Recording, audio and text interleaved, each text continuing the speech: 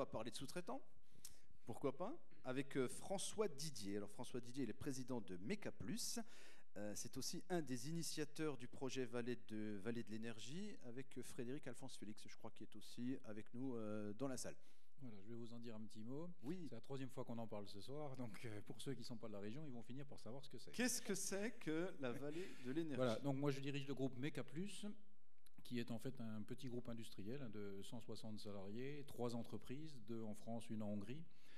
Nous sommes donc dans l'industrie, dans la chaudronnerie et dans l'usinage, spécialisés dans les métaux exotiques, donc on va dire dans une niche qui sont les alliages à base nickel, cobalt, et dans les super alliages, voilà. Et nous avons comme client important mon voisin. Et puis d'autres, hein, Alstom, Cryostar, Bombardier, enfin, etc. D'autres groupes industriels.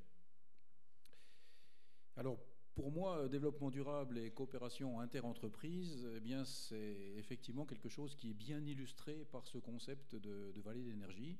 Hein, comme vous l'avez dit avec Frédéric Alphonse Félix, nous avons été longtemps visiteurs du salon Powergen en 2005, 2006, 2007, avant d'être exposants.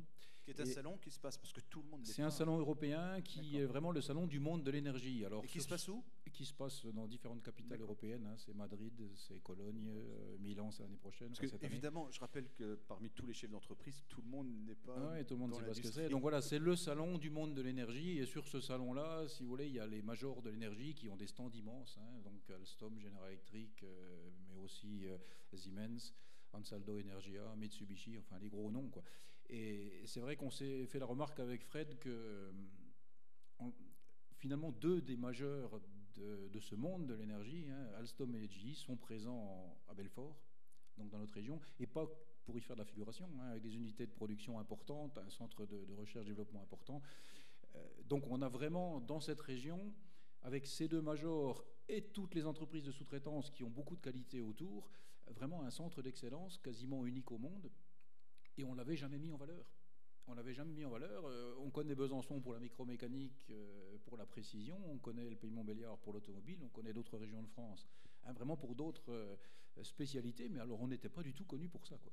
Alors, ça veut dire marketing, communication autour de ces entreprises sur le thème de l'énergie, ou ça va plus loin que ça? Ça va beaucoup plus loin que ça. Alors, quand on a fait ce constat, Fred a mis tout ça sur 3-4 pages et il l'a porté au président Seine, hein, de la Chambre de commerce, qui parfaitement joué son rôle. Il a repris cette idée et il a rassemblé autour d'une table bien les sous-traitants que nous sommes, les grandes entreprises. Il a réussi à les convaincre qu'il fallait venir dans ce concept, hein, parce qu'il faut rappeler qu'ils sont concurrents quand même, Alstom et GE. Donc c'était pas évident de les fédérer autour d'une même idée, plus évidemment toutes les collectivités locales, tous ceux qui soutiennent l'entreprise, hein, pour créer ce concept de vallée de l'énergie dont on parle aujourd'hui, en fait filière énergie. Et on en est, on va dire, au démarrage.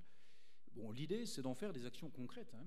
Promotion de la région, promotion des entreprises, des PME, mais c'est aussi, pas seulement ça, c'est aussi les relations avec l'université, développer dans nos universités régionales une filière dédiée au métier de l'énergie, c'est faire de la veille technologique, c'est développer l'innovation, la R&D. Alors, le challenge aujourd'hui, c'est de structurer cette filière pour en faire... un gros pôle de compétitivité régionale, extra-régionale, de manière à justement avoir des actions concrètes pour les entreprises. Et les actions doivent être concrètes pour les grosses entreprises, il faut qu'ils trouvent leurs intérêts bien sûr, mais aussi pour les PME.